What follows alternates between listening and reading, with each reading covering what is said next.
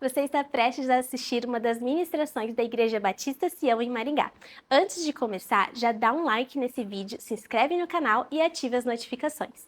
Isso ajuda esse conteúdo a alcançar cada vez mais pessoas para a glória de Deus. Que Jesus te abençoe e fale com você. 2 Samuel, capítulo 4. Muito bem, se você tem algum tipo assim, né, de atenção, assim, preocupação, você já está lendo o título, já está querendo saber qual que é o versículo, essas coisas todas, mas olhe para mim, por gentileza. Pastores de igreja, pastores que enfrentam o dia a dia da igreja, eles têm temas, eles têm ênfases, eles têm mensagem, e volta e meia eles precisam vencer a tentação e a própria ansiedade de ficar buscando coisa nova. Não é? Deus já lhes deu temas, Deus já lhes deu mensagens, e volta e meia, de acordo com algumas circunstâncias, de acordo com algumas orientações, eles precisam revisitar as suas falas, para que através delas o Senhor continue ministrando ao seu povo. Então, a primeira vez que eu usei esse esboço aqui com você, foi em março de 2013, eu era só um menino, tinha 20 anos, não tinha 20 anos, mas foi em março de 2013, e hoje, que dia é hoje? Quando?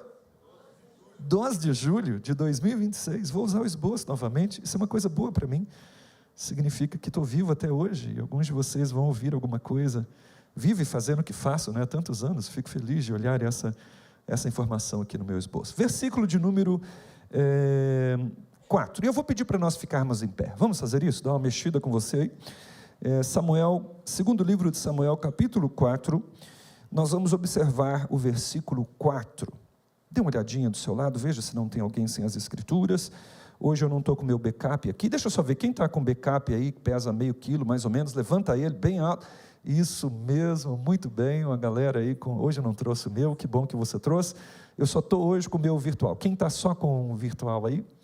Muito bem, isso aí, não é? Olha para mim, esses dias um pastor amigo meu, ele foi fazer um velório, e a pessoa da igreja querida tinha 80 e poucos anos, e a maioria das pessoas que estavam no velório era tudo gente assim, já, né, que convivia com aquele irmão querido, estavam ali para se despedir, e ele levou só o smartphone para o esboço, para a leitura, e a esposa dele olhou para ele e falou o seguinte: você não tem vergonha? Cadê a sua Bíblia? Olha só o público. E ele pensou o seguinte: não, tudo bem, é que aqui eu tenho 80 versões do texto aqui, que eu preciso ler, está tudo aqui, né? É uma boa ferramenta para nós. Jonas, aliás, eu já disse o versículo ou não? Capítulo 4, versículo 4, a gente pode ler em voz grande, assim, todo mundo junto, não importando a sua versão, eu preciso que você leia em voz alta, nós vamos proclamar aqui a santa palavra do Senhor, mais uma vez, ela está sendo proclamada aqui desde o começo, peço a sua gentileza de ler em tom alto, não precisa correr, leia firme. Vamos lá? 1, 2, 3 e já.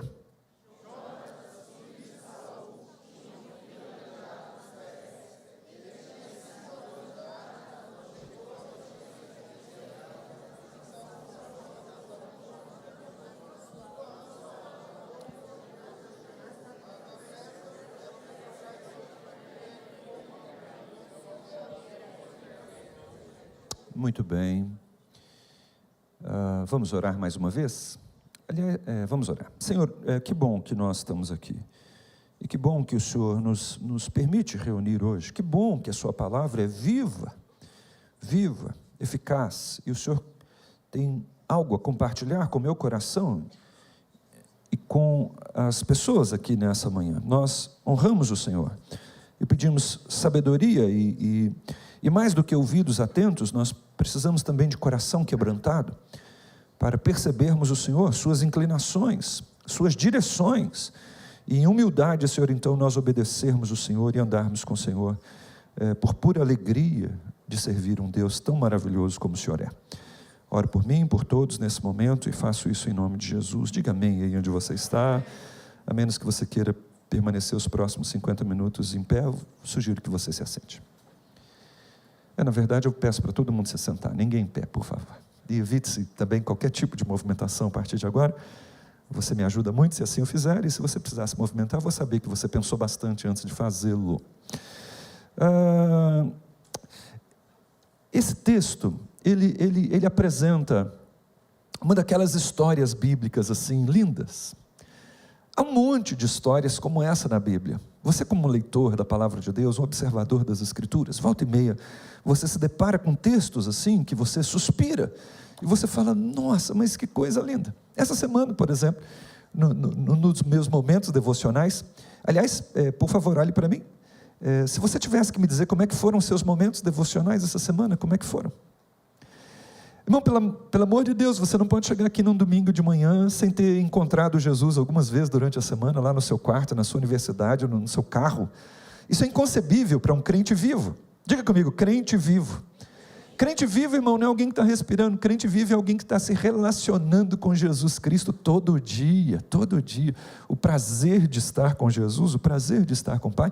E num dos meus momentos essa semana, né, eu me lembro de ter suspirado diante de alguns eventos e algumas questões e pensado, poxa vida, que Pai maravilhoso nós temos, que Deus bom. E essa é uma das histórias nesse sentido, e ela fala de promoções surpreendentes. Diga comigo, promoções surpreendentes. Sabe aquele negócio que você não plantou de jeito nenhum, mas está colhendo? É disso que essa história fala, não é?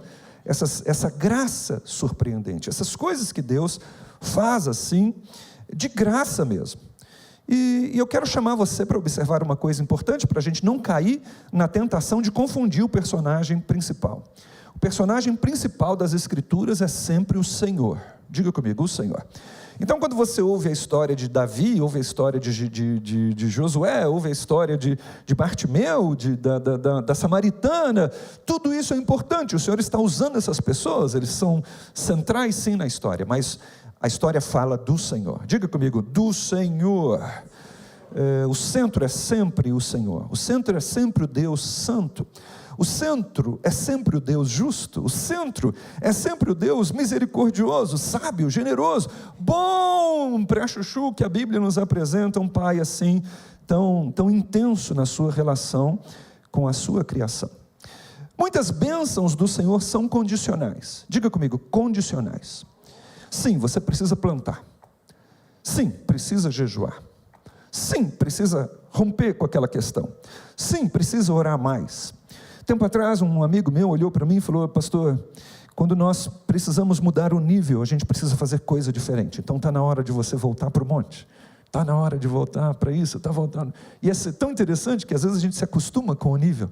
E quando Deus nos chama para outro nível, e está chamando você esses dias todos, Ele vai esperar que você semeie, entende isso? Ele vai esperar que você faça algo diferente. Então algumas bênçãos e algumas mudanças da nossa vida exigem uma postura diferente, exigem rupturas, exigem perseverança. Elas são condicionais. Agora tem coisa que não é. Tem coisa, isso é tão maravilhoso nas Escrituras, tem coisa que parece de surpresa assim. Tem coisa que é aquele mistério de Deus assim, que você só pode receber, você só pode se alegrar, é puro favor. Parece que a única condição para Deus fazer aquilo é a necessidade que Ele percebe, é a situação que Ele está percebendo ali, e o seu interesse de impactar aquilo, de mudar aquilo e de mexer naquilo para que o seu nome seja glorificado. Deus tem sempre o interesse de glorificar o nome dEle. E quando você, por exemplo, celebra através dos louvores, lá na sua casa, você levanta as mãos, lá no trânsito você canta ao Senhor, você louva o Senhor, você está em consonância com o Senhor. E quanto mais perto daquilo que Deus quer que seja feito, e glorificar o seu nome é uma coisa que o Senhor quer que seja feito, quanto mais perto você está disso, e eu estou disso, melhor para mim e para você. Então, há histórias na Bíblia, há intervenções na Bíblia, que só tem a ver mesmo com o Senhor, e essa me parece uma. Essa história me parece uma daquelas que ilustram as bênçãos de surpresa. É aquele negócio que o Senhor faz assim, e a gente só pode celebrar. O texto bíblico que você leu, ele me fala de um dia onde as perdas foram muito duras. O cidadão apresentado aqui é um tal de Mefibosete. É isso que você leu aí? Além dele é apresentado o nome do pai dele. Qual que é mesmo? E apresentado o nome do avô dele. Quem é? Saul. Ok, então nós temos aqui a linhagem, a partir do primeiro rei de Israel, Saul, um homem que foi ungido, um homem que foi empoderado pelo Senhor, um homem que foi colocado por Deus para fazer algo e que foi se perdendo, o coração dele não se manteve no lugar onde deveria estar. E aí a história, o texto bíblico nos diz que ele tinha uma idade, o tal do Mefibosete. Qual que é? Mantenha a sua Bíblia aberta, seu pastor é textual, né? Via de regra, sua Bíblia aberta. Qual que é a idade do Mefibosete? 5 anos. E quando ele tinha 5 anos, aconteceu algo trágico. O que aconteceu?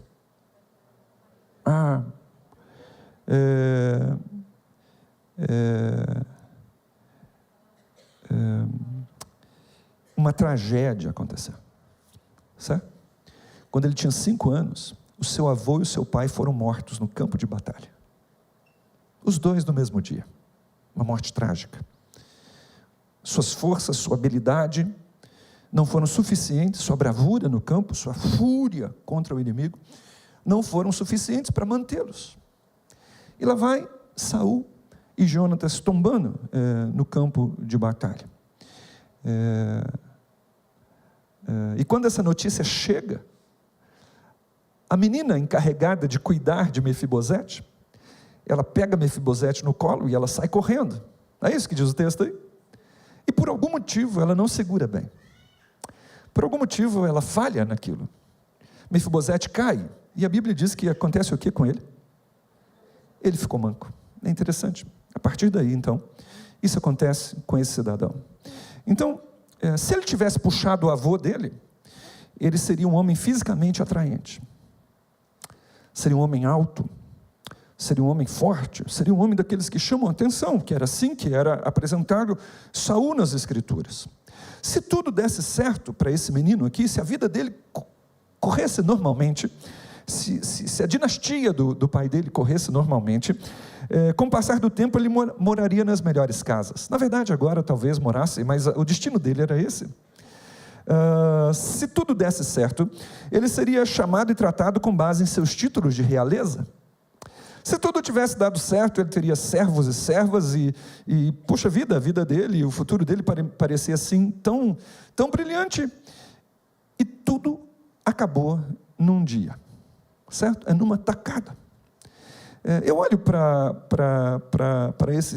esse caso, para Mefibosete aqui, e eu fico pensando, meu Deus, mas que dor louca, que perda intensa, que dia ruim. Pensa num dia ruim, deu tudo ruim. O pai morre, o avô morre, o título de rei vai para as cucuia, ele agora perde as pernas, não consegue andar mais, tudo na vida de uma criança de 5 anos, assim, de uma vez, uma em cima do outro, uma pancada dura em cima do outro. É assim que a Bíblia apresenta Mefibosete, e depois não vai falar mais dele. Põe um ponto aqui, e deixa ele ali, acabou. Agora eu quero chamar você, para você prestar atenção, em algo que acontece. Já lá no capítulo 9, a história agora volta a falar de Mefibosete. Eu vou pedir para 2 textos serem colocados na tela, por favor, olha aqui na tela agora, mantenha a sua ansiedade aí em controle, certo? O versículo 1, versículo 4, ele é o 4? 4, né? Por favor, diz assim a palavra, aliás está aqui atrás, lê para mim bem alto, por favor, 1, 2, 3 e já.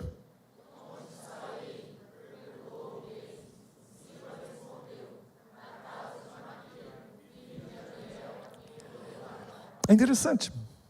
Bom, eu preciso dizer para você, a gente vai trabalhar isso já, que Mefibosete é voltado à luz de novo. A luz agora da história e do relato bíblico vem para cima dele de novo. Ela começou com ele quando ele tinha lá seus 5 anos.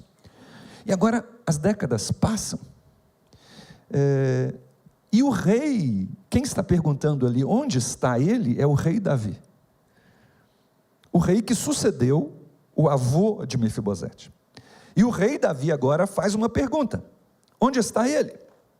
Certo? versículo 4, nos diz que um tal de Ziba, um servo do rei, responde. E qual que é a resposta? Ele está onde? Na casa de Maquir. Na cidade, qual é o nome da cidade lá, o lugar onde ele está? Lodebar. Muito bem. Mefibosete, então, agora volta à luz da história, e ele está morando de favor, de abrigo, na casa de um tal de Maquir. Maquir abre a casa, abre a agenda. Não sabemos há quanto tempo ele está ali. O fato é que agora, o antigo neto do rei, o antigo futuro brilhante, o antigo que poderia ter um monte de coisas, ele está morando de favor na casa de um Maquir, e o nome Maquir significa vendido. É lá que está Mefibosete. Ele está num lugar chamado Lodebar, certo? Lodebar literalmente significa silêncio. A ênfase para silêncio é nulidade. Então nós estamos olhando o neto do rei, com futuro promissor, mas que por causa de uma tragédia que aconteceu na vida dele, ele foi perdendo absolutamente tudo, e ao invés dele estar numa casa linda, num palácio grande, com muita influência, ele está na terra da nulidade, na casa de um tal de vendido, morando de favor. A outra coisa que nos diz lá no capítulo 9, sobre ele, é aqui o versículo 12, o tempo tinha passado, o cara tinha um filho, o nome do filho dele é Mica, e essa é a ideia que eu quero pensar com você agora, e eu quero olhar com você mais um pouquinho, então, para esse cidadão. Ele é manco porque a pessoa que deveria ter cuidado dele não cuidou, ele mora de favor porque a realeza lhe foi arrancada, ao invés de estar brilhando, ele está no lugar da nulidade, e eu fico pensando, como é que seria o seu moral? Como seria a autoestima desse cidadão? Que tipo de olhar ele lança sobre a vida, sobre as pessoas? Que tipo de olhar ele lança sobre si mesmo? Tente imaginar Mefibosete pensando, nossa, eu não sou mais da realeza, eu não sou mais da família real. Antes meu nome significava alguma coisa, o nome da minha casa significava alguma coisa, mas não significa mais nada, eu não moro mais num palácio, eu sou manco. Quem deveria ter cuidado de mim me deixou cair, quem deveria ter me amparado me derrubou. Eu fico pensando quantos porquês atravessam e pululam na mente desse cara. Eu fico imaginando ele pensando, qual que vai ser o futuro desse moleque aqui, desse meu Mica aqui, como é que vai ser a vida? E se acontecer com ele tudo que aconteceu comigo também, como é que vai ser? Eu fico pensando a quantidade de tormento que vez ou outra pudesse, e eu disse pudesse, porque não posso afirmar, entrar pela mente dele. Será que ele era uma pessoa triste? Como é que será que ele andava? Manco dos dois pés, há 3.000 anos atrás. Como é que vai? Certo?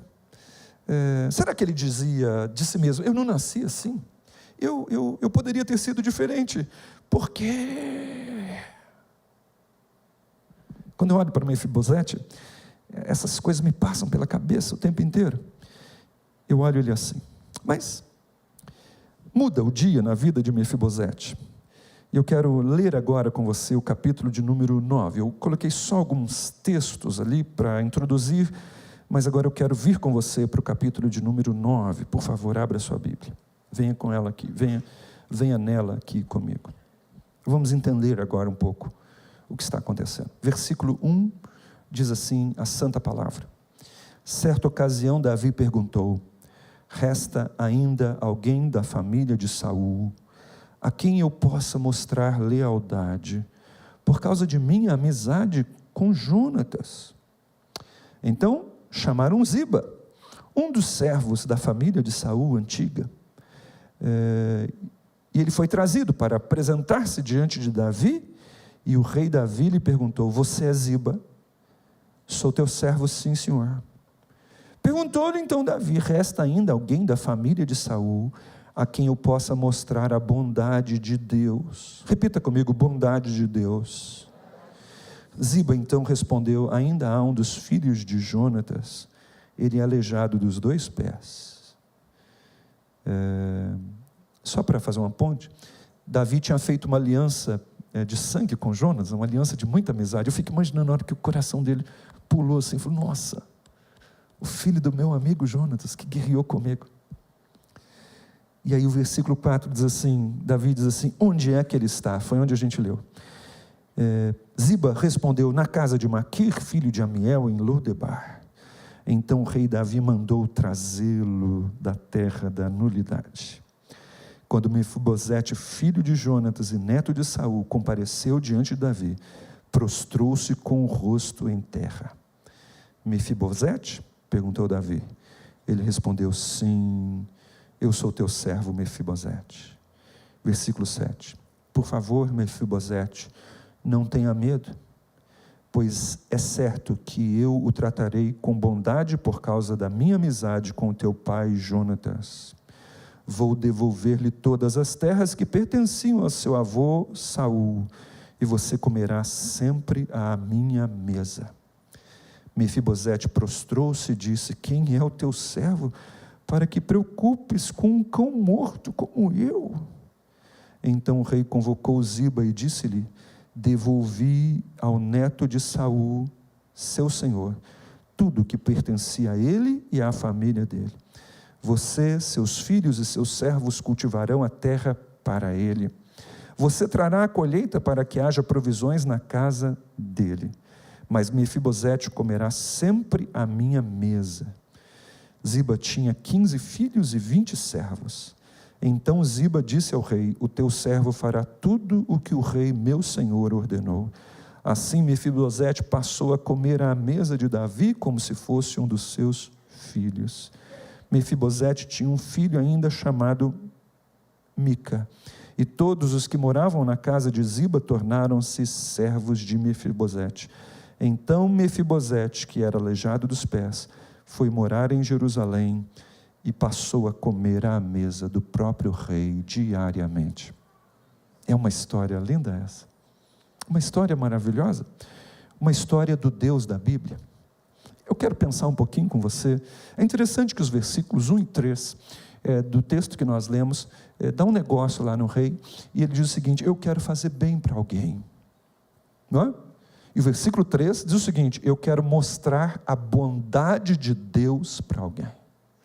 É interessante. E quem era esse alguém? Esse alguém era um dos descendentes da família de Saul, e se você se lembra, Saul procurou Davi para matá-lo algumas vezes. Ele perseguiu Davi durante boa parte da vida de Davi, e Davi teve que enfrentar o deserto, a perseguição, a fome, morar com os inimigos, levar os pais para morar lá no estrangeiro, tudo porque o rei Saul lhe queria o mal e perseguia e tudo, e agora Davi já sustentado, estabelecido, seu reino em avanço, ele acorda e diz o seguinte, eu quero manifestar a bondade de Deus para alguém da família de Saul. Tem alguém vivo aí?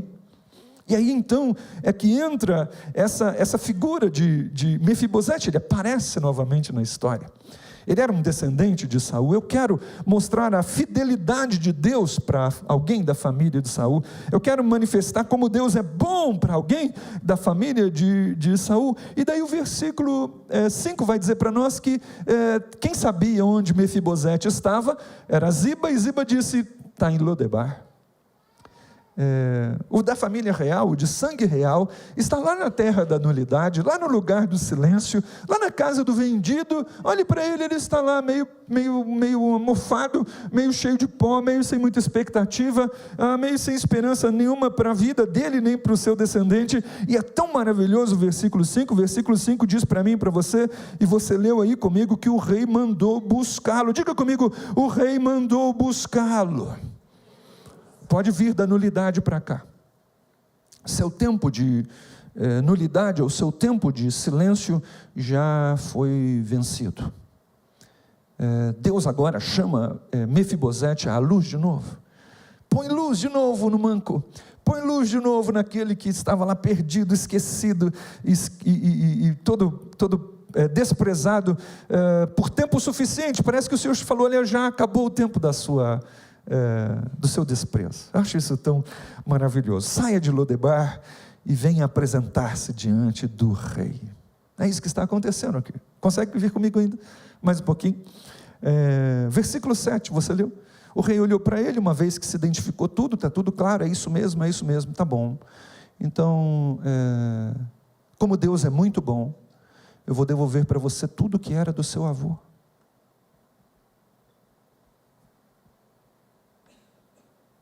Hoje, agora, a partir de agora, você deixa de não ter nada e passa a ter tudo que o rei anterior tinha. Tudo é seu.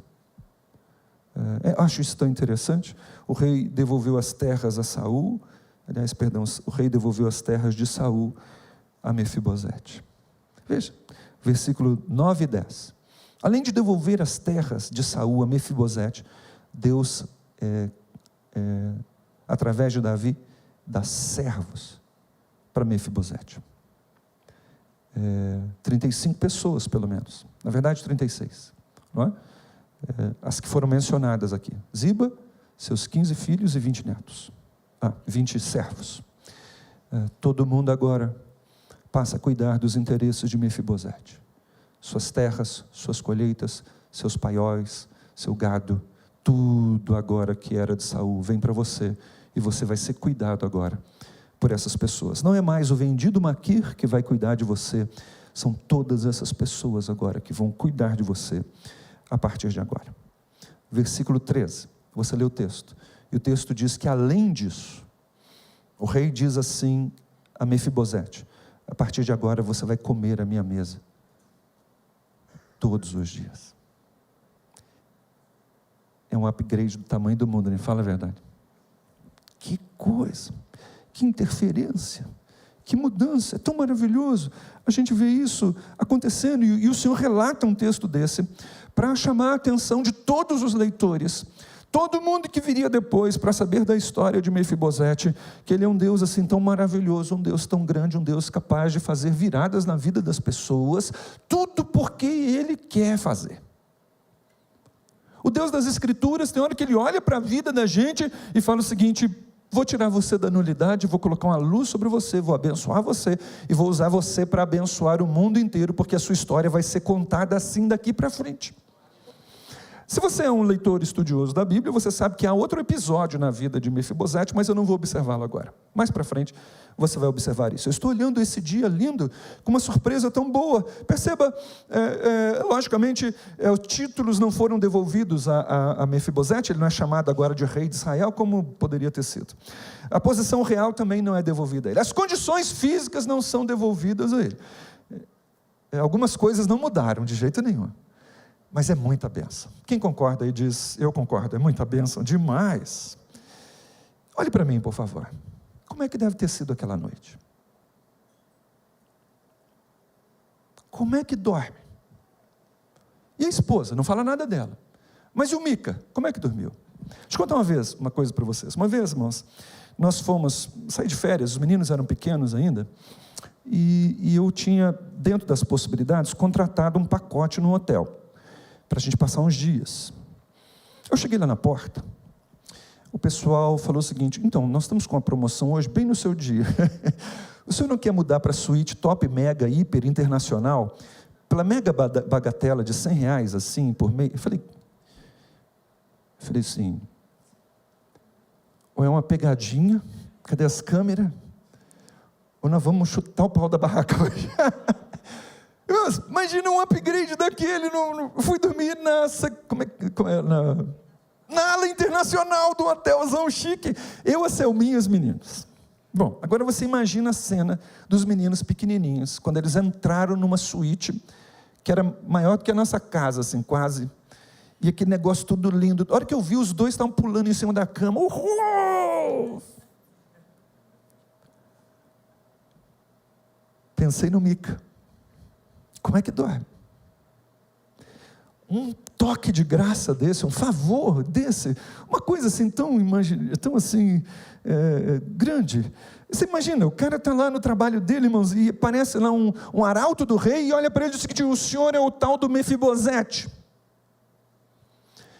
Ele se identifica e olha para o rei, para os símbolos na roupa do cara. Eram os símbolos do rei Davi, que o avô tinha perseguido e tudo mais lá e tal. E agora, como é que vai ser isso? A pergunta do cidadão: você é Mefibosete?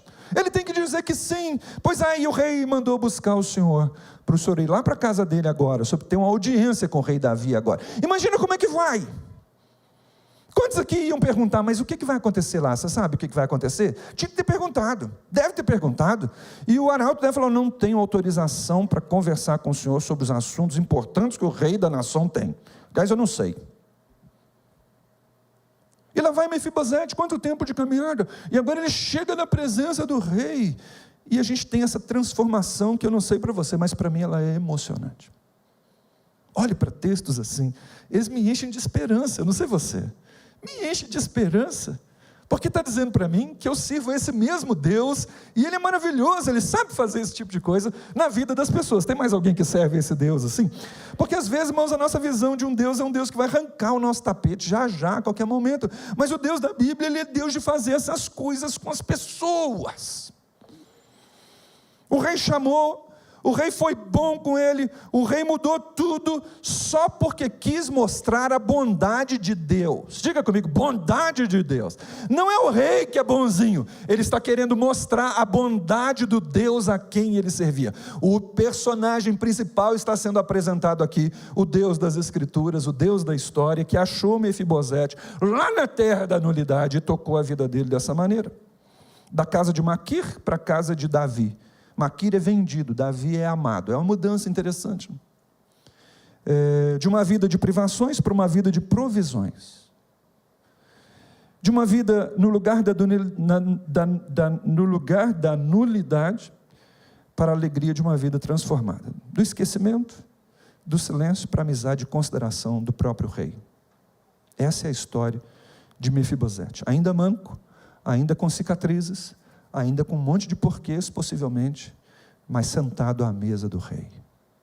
Essa é a ideia, essa é a história de Maquir. Eu acho essa história linda. A Bíblia, como já disse, é cheio de relatos assim de transformação. Diga assim, a Bíblia fala, pode me ajudar mais alto? A Bíblia fala de um Deus que é capaz de transformar a vida das pessoas. Isso é maravilhoso. É uma série de histórias dessas, de restauração, de boas surpresas, de promoções que Deus faz. Eu olho assim e falo, nossa, mas o que eu fiz para merecer isso? Nada. É favor. É bênção. Manifestações de puro auxílio de um Deus maravilhoso. Baseado em textos como esse, eu creio nessa história, e é isso que eu queria falar com você, e quero orar com algumas pessoas daqui a pouquinho. Em textos como esse, eu vou olhando para as Escrituras, a minha fé vai se voltando cada vez mais e sendo fortalecida nessa compreensão de um Deus que faz milagres. Tem alguém aqui que acredita nisso? Um Deus que faz milagres. Ai, que coisa! Um Deus que põe caminho onde não tem caminho. Um Deus que põe caminho, na verdade, aliás, que abre rios no deserto. Olha que coisa boa. Eu acho isso tão maravilhoso no Deus das Escrituras. Eu olho assim para esse texto e fico pensando, sempre há boas intervenções de Deus em favor dos seus filhos. Eu acho tão maravilhoso, porque eu não conheço a sua rotina, e hoje eu cheguei aqui pensando nisso, né? Nossa, como é que esse povo está se reunindo aqui? De onde que eles estão vindo? E eu não sei bem qual é a sua rotina, mas eu preciso dizer uma coisa para mim e para você, nesse dia tão especial, é que Deus sabe intervir na rotina. Na verdade, Ele não muda a rotina para intervir, você entendeu? Ele intervém na rotina para mudar, você entendeu? É desse jeito. É lá no seu lugar de trabalho, é no meio da dor, é no meio da dificuldade, que as manifestações do Senhor aparecem para abençoar e para tocar a nossa vida. Nós cantamos uma canção aqui, não hoje, mas volta e meia ela aparece, e ela é muito bíblica no sentido de dizer que não há lugar onde a graça de Deus não possa me achar. Alguém diz um amém aí onde você está, por favor?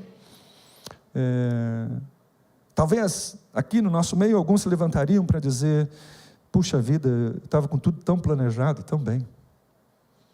Talvez você venha de uma rotina dessa, de um tempo assim, nossa, eu tinha um futuro tão bom, ou pelo menos eu tinha boas condições, eu poderia ser uma pessoa melhor.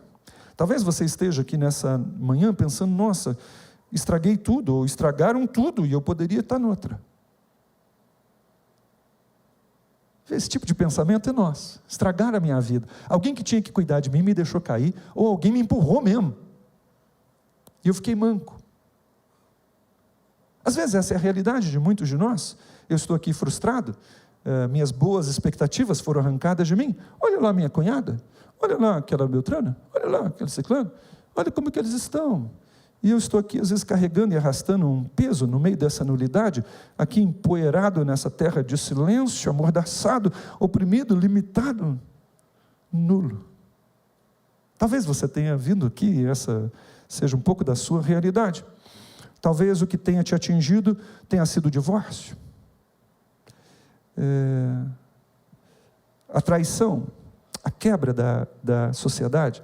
Talvez o que tenha te atingido foi aquele mau negócio que você fez mesmo, e perdeu um monte de coisa, e perdeu também a autoestima. Talvez o que tenha te atingido seja a doença da sua filha, do filho. Meu Deus, como é que ela foi casar com aquela pessoa? Esses dias eu estava conversando com um irmão querido nosso, uma pessoa querida nossa, e a dor de ver o filho tomar uma decisão conjugal que todo mundo dizia para ele: filho, não é para você. Mas o cabeçudo fez. E está lá o pai e a mãe, colhendo agora o resultado daquilo tudo, porque os anos passaram. E talvez essa seja você, como pai ou como cabeçudo, que fez tudo errado. Talvez o que atingiu você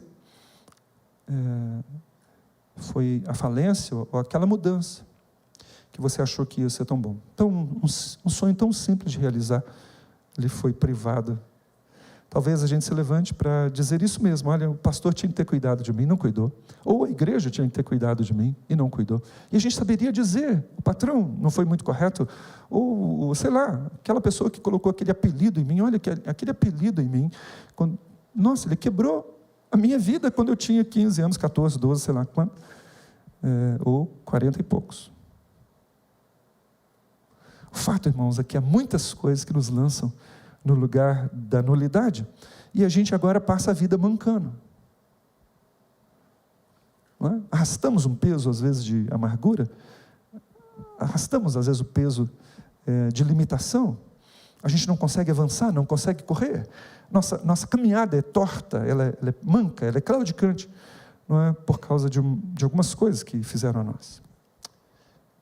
E aí, nessa manhã, reunidos aqui, eu vim dizer com muita convicção, é que o Rei ama manifestar a sua bondade às pessoas. Não é Davi o personagem principal, não é. Davi foi só um veículo para manifestar a bondade de Deus. E nessa manhã aqui, eu quero lembrar você, nós servimos a um Deus que ama chamar as pessoas, ama achá-las, ama colocar o nome delas na história, ama usá-las como exemplo do seu favor para glorificar, não elas, mas o seu nome.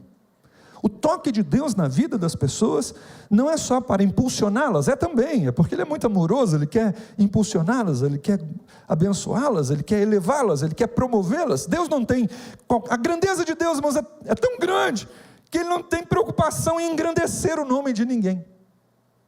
Você entendeu isso? Ele pode engrandecer o nome das pessoas, porque isso não diminui Ele de jeito nenhum. O mesmo Deus que através de Davi mostrou benevolência a Mefibosete, chama as pessoas que perderam. Ele sempre chama. O mesmo Deus que chamou Mefibosete para ser simplesmente bom com ele. É só isso.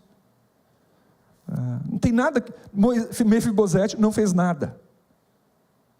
Ele só pôde receber. É tão maravilhoso isso, irmãos. Por um lado, isso é humilhante no meio da religião evangélica. A gente acha que a gente precisa ficar fazendo um monte de coisa para merecer. O Deus da Bíblia, Ele derrama as coisas de graça. Sim, eu já disse aqui que em alguns momentos tem algumas condições, mas em boa parte dos momentos é de pura misericórdia. É pura bondade. Respire fundo. Semeou o que, irmão, para respirar? Fala a verdade. Semeou o que?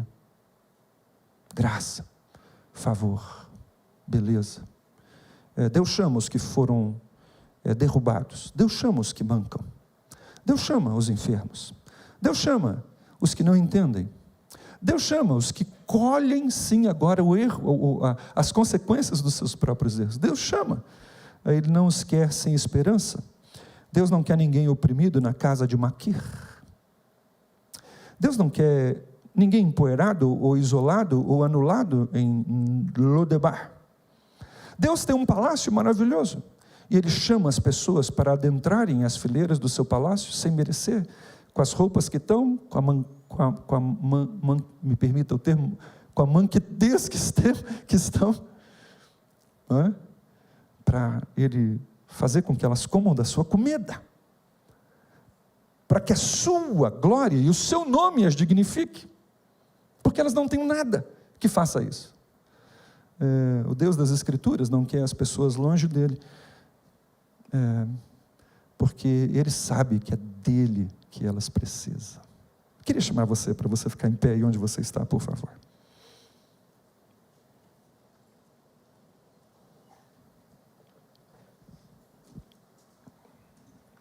Curve a sua cabeça um instantinho. Nós estamos encerrando. Curve a sua cabeça, por favor. Fique aqui comigo um instante. Ouça, por favor. E por gentileza, pregue isso para você, vez por outra. É um dos quadros que eu tenho em frente da minha mesa. Está lá, escrito lá para mim. Deus sempre tem uma oportunidade de recomeço. Hoje é um dia de recomeço. Sempre é hoje. Deus quer que a gente perceba como Ele é bom. Será que aí onde você está, você diria, Deus é bom?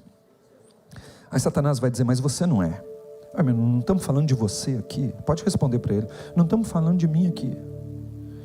Nós estamos falando do Deus das Escrituras. Ele é bom, bom, misericordioso, compassivo. Para onde a gente vai? Para onde eu iria com os meus pesos, com os meus pecados, com as minhas tentações? A religião que eu fui admitindo diz que eu tenho que resolver. O Deus da Bíblia diz que é para eu vir. Vem desse jeito aí, eu vou ir trabalhando a sua vida. Vou ministrando a sua vida. Eu não preciso de condições favoráveis para abençoar você. Nunca precisei. Não preciso de um diploma adequado, de um carro melhor. Não preciso. Eu atuo na vida das pessoas, na nulidade qualquer que elas estejam, mancando conforme for, para glorificar o meu nome. Deus quer fazer algumas restituições, eu acredito nisso. Ele tem prazer em devolver algumas coisas. Nem sempre devolve tudo, e nem sempre devolve aquilo que a gente gostaria que Ele devolvesse, mas Ele tem prazer em restituir algumas coisas importantes para a vida dos seus filhos. Deus quer cuidar das provisões. Às vezes a gente fica tão se arrastando na nossa mão para tentar se suprir, e Deus quer filhos, Ele abençoa os seus filhos, Ele tem provisão para os seus filhos. Deus quer nos incluir nos seus banquetes. Deus quer nos incluir e nos ver assentados como filhos à sua mesa, onde Ele vai provendo, onde Ele vai ministrando. A maior demonstração do interesse de Deus por nós, irmãos, é no fato de que Ele não poupou o seu próprio filho, antes o entregou. A maior demonstração do interesse do Rei dos Reis na sua vida e na minha vida é que Ele prova o seu amor para conosco pelo fato de Jesus Cristo ter morrido por nós, pecadores.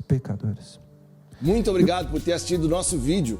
Espero que esse vídeo tenha abençoado sua vida e, se possível, compartilhe ele com o máximo possível de pessoas. Jesus te abençoe.